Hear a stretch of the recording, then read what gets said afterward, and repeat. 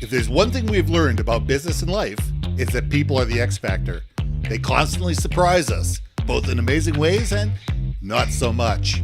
We're Ben and Syya, and welcome to the Gnaw on This Business Bites podcast. This show is all about real life things we all deal with every day, how they relate to business, and how to make some sense out of our daily chaos. Welcome to the show.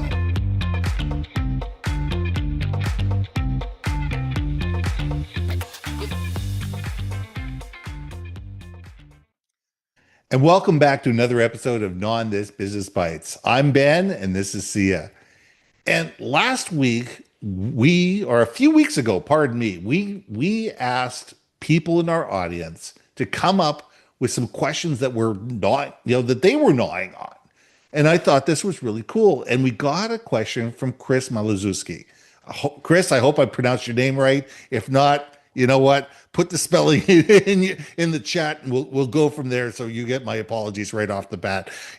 My name used to be Bakarovich. It's now Baker. It's a lot easier for me to be able to pronounce. His question was, what is the employer's responsibility for mental health for their teams? And I think that this is a critical thing to be thinking about. I was lucky enough to work with health authorities across Canada for 15 years on smoking cessation, alcohol awareness, drug addiction, and mental health issues. And, being able to understand the stresses that companies either have inflicted upon them or they self-inflict that end up being pushed down to the individual employees is a critical thing for organizations to think. Now, 30 years ago, 20 years ago, it was suck it up, buttercup. Stand up, dust yourself off, move on. And if you don't like the way it is, hey, listen, you know what? There's the door. Go find something that's easier for you to do. And that was really leadership. That was management style. This is the way we are. This is who we are. This is what we do as an organization. If you can't handle it, there's the door. Well, that has led to a lot of really bad blood, a lot of disengagement. I mean, disengagement in companies today is over 70%, which means 70% of people that work for companies basically dial it in at one level or another. There's a large percentage of those people that sit there with a resume in hand and their attitude, if something better comes along, I'm gone. And that costs companies a fortune. Every time you have to replace a key employee, it's $100,000 or more. If you have to replace a leader within a company, it's 2.5 times an average salary. The money is staggering. It leads to billions of dollars a year in North America, in terms of lack of productivity, in terms of, health and safety issues, in terms of days, forced days off, union issues. There is an enormous amount of money that is being spent unnecessarily because we are not addressing people's, health issues. And I think we got to know on this. So, Syya, let's go. So shout out Chris, who love you, my friend. He is a founder of the Walking Tall movement. So for those that have experienced anything traumatic in your life, they are huge advocates for mental health and mental wellness. So if you guys if anyone in the business world, trust me, talk to those guys, they get it. He's also the founder of Hail Hail Auction. So he also supports nonprofits and helps fundraise for them as an auctioneer. And it's interesting because he had switched over in his careers in a world where it's all about giving back in some capacity. It was a way for him to achieve his mental health balance, right? So he did suffer, unfortunately, a tragedy. And I don't want to speak on behalf of Chris, but let's just say he is so much more keenly aware of the importance of mental health than I think most of us are. But I also believe because of his advocacy, people like you and me, Ben, we grew up in a different generation. We and good, bad, ugly, and different, our generations are kind of moving out the business world. So there's definitely a societal shift towards really, really understanding that there is a need for you to have mental breaks for your sanity's sake. You can't always be going full throttle. It's just not healthy. It's not healthy for the organism, right? Like they talk about with that fight or flight type thing. Well, our generations are always in that fight mode. We don't fly mode. We're always in that fight, in that reactionary, always hyper aware. You know that quadrant that they talk about, right? Like high stress, whatever. It's just not a healthy way to be. So, thank you very much for posing that question, Chris, because I know I'm a workaholic personally, and I don't know if I'm because I am a victim of my upbringing, if you want to call it that, of my experiences. I don't know any other way. Or is it my personality too? Right? Like I have a tendency to go hyper, like if I'm into something, you can't stop me. The problem is if I'm also not interested in something, you can't start me. You know what I mean? So, There is no cattle prod big enough to be able to start Syya if it's something she doesn't really want to do. trust me, like, oh, if I move this camera on, you'd see what a show the rest of this room looks like. But yeah, no, I think there is a very importance now if we want to really embrace the corporate work relationship or entrepreneurial relationships that we have with our clients, our teammates, our superiors in business, in a corporate setting. You really need to be centered within yourself Hmm. in order to achieve that success that we're all looking at. And again, it kind of we've talked about this so many times, but man, if you don't know who the heck you are, how do you expect to perform at 100% capacity? If Oh, you are, exactly. if you're, and again, guilty, raise your hand. Everyone, give me applause. Do this on the Yeah. on the chat. Yeah. If you are guilty of constantly giving from an empty well and then getting bitter about it, right? Like I'm not gonna lie. Right now, I'm going through this transition where I worked my butt off on a lot of things, and you know, good, bad, ugly, and different. Did I communicate myself well? Did I stop myself to say, hey, you're getting burnt out. Like, slow your roll down. Go do something different. Like, it's easy to blame. It's easy to get angry at situations, but seriously, sometimes you have to look in that mirror and be like, but whose fault ultimately was it to do the decisions that you made that is making you feel the way you are? Yeah. And this doesn't mean if you have a, manager or whatever that gives you a ton of tasks and you're like, but I've got all this work to do. I understand that needs to get done, but at the same time, there's ways you can say, "Hey, all these tasks you've given me that need to be done in a certain amount of time for this week. Give me the top 3 that must be done this week, and then we'll Hmm. prioritize it accordingly." So yeah, I'll go through the 100 tasks, but what are the top 10 that needs to get done immediately? And then I will give you the time frame and timeline. And you're not saying you're not going to do the work, Yeah. but you are setting the boundaries and communicating how that work will get done Well, versus fire. sacrificed for now? What's urgent versus what's important?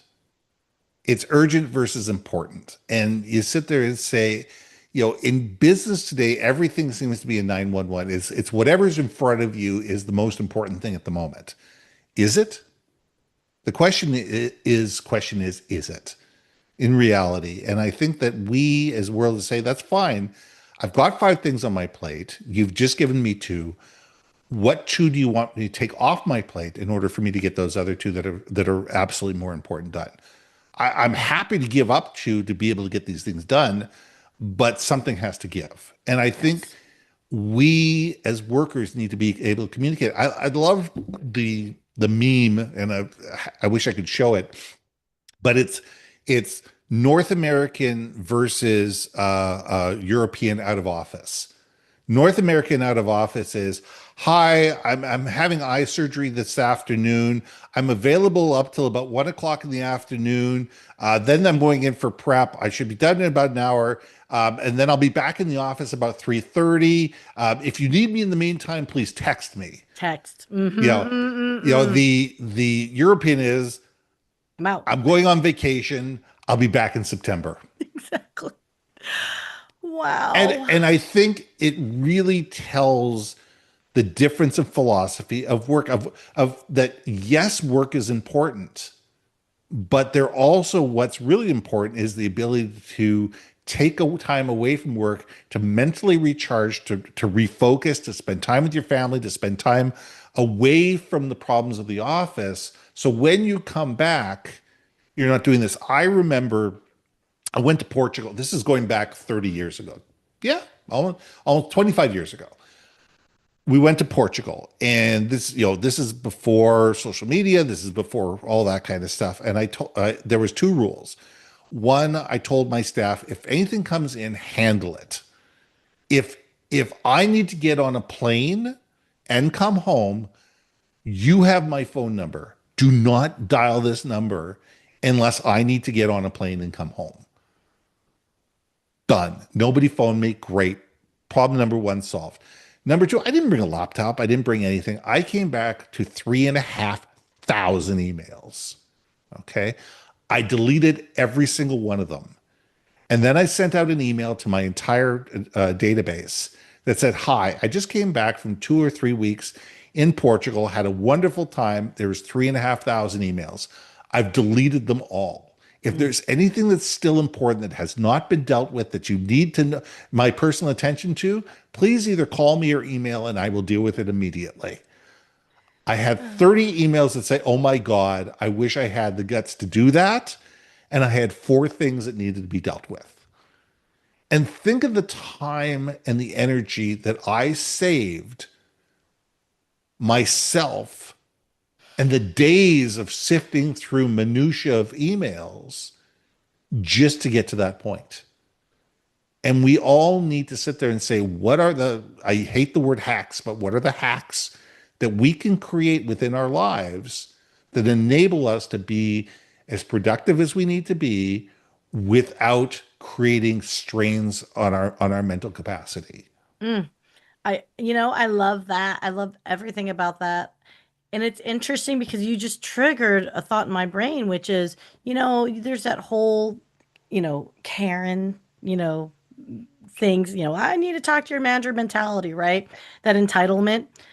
Uh, Raise your hand, you guys, if you're guilty of, like, I sent out an email or I sent out a text and I was expecting a response at a certain amount of time. What we're really unconsciously saying is my time is more valuable. I demand you reply to me instantaneously. And the Mhm. problem is because we're in that 24/7 attitude of things, that's why we're in that stress of having to always be up and available and spot on and all Mhm. that, like, and that is not good for your mental health, right? And this is what Yeah. we're boiling it down to. And it's so, as much as we need to set the boundaries for ourselves to accept that, wait, I cannot be on call 24/7, we cannot expect others to be 24/7 responsive to us as well. And I Yeah. and I love that you say, like, hey, if you sent me a message while I was on vacation or I was gone this weekend, I'm probably gonna delete it. If it's an emergency, yeah, yeah, I'm coming back on this day. Email me on this day and let me know, or call me on this day, let me know. Yeah. What a way to set the tone in your communications with people. And you know what? I got to. I'm gonna. People, raise your hand. Give me applause if you're gonna do it. We should probably do like a therapy group of, like, did you set your boundary today? And replying someone. You know who do the irony? I just thought of that, Ben. Yeah. That we do this call to action of, like, give me an applause or whatever. I just demanded something, like, immediately. Like, Well, you know what? You did, but that's okay. What you're thinking about is talking about setting boundaries and communicating more effectively. Are we communicating effectively with our clients and with the people saying, "Hey, listen, I'm going on vacation in three yeah. weeks. I'm going on vacation in 2 weeks. I'm going on vacation on 1 week." It says, "I will be gone from this date to this date and unavailable on my voice or my voicemail and also on my out of office." And people sit there. It's in your signature file for 3 or 4 weeks prior to going on vacation. And while you're on vacation, I'm out of office. Please contact this person while I'm away. I will not be checking my email. I will be back on this date. and set that date. If you're supposed to be back on Monday, set it for Wednesday. Oh yeah, give yourself yeah. Give You know, yourself 48 hours when you walk in the door to deal with the minutia that's been gone while you were on vacation, because something will come up. And yeah. if you set expectations that I will be responding to people on the Wednesday when I get back to the office, and you get back on Monday, that gives you 48 hours to deal with the 911s and to also be able to deal with the minutia that you have to deal with. So it's about setting your own expectations and setting expectations for others and communicating it in a way that enables people to sit there and say, oh, okay, this is what I can expect from this person. They're going to be away for 3 weeks.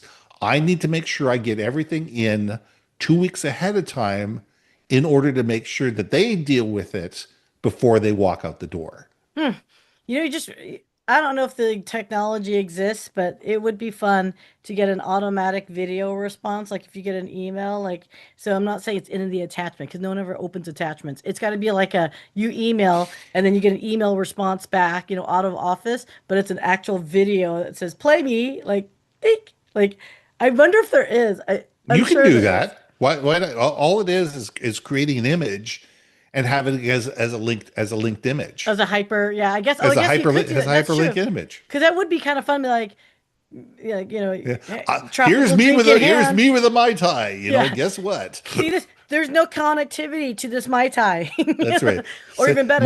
my cell phone was left at the office 3 weeks ago. You can try calling me. I don't have it. So I just thinking like my response after this is probably not what you want to hear unless you want a good laugh. That's right. Yeah. No, but okay, on that note, but I think that's really important for mental health to really understand not only are we setting your boundaries for yourself, Yeah. right? But also be very clear that you too are also feeding into the stress of others. So when we're demanding, feedback or whatever that is that you need back from others, we may unknowingly be unwittingly contributing to someone else's mental health dilemmas, right? So, Exactly. and if anything, guys, please, please, please, you're not alone. There's always a tribe. There's always a community. If it's not your friends or family or colleagues, trust me, I always think of like there's something to be said about if you're having a great day, just smile at someone at a restaurant because you never know what Hmm. kind of day they're having,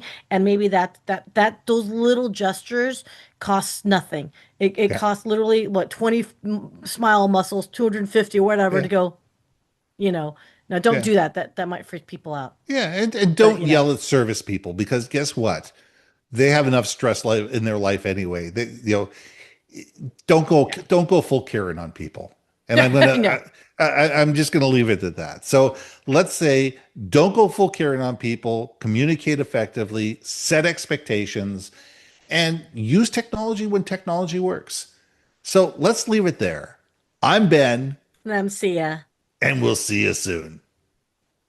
Hey, hey, hey! Thanks for listening to another episode of Not On This Business Bites. If you liked what you heard, we most humbly ask that you like, share, and hit that subscribe button. If you want to communicate more effectively within your organization, contact Ben at IamBenBaker.com or me at BrilliantBeeMedia.com. We can help you build your community, brand awareness, and personality through digital content and podcasting. We cannot wait to hear from you.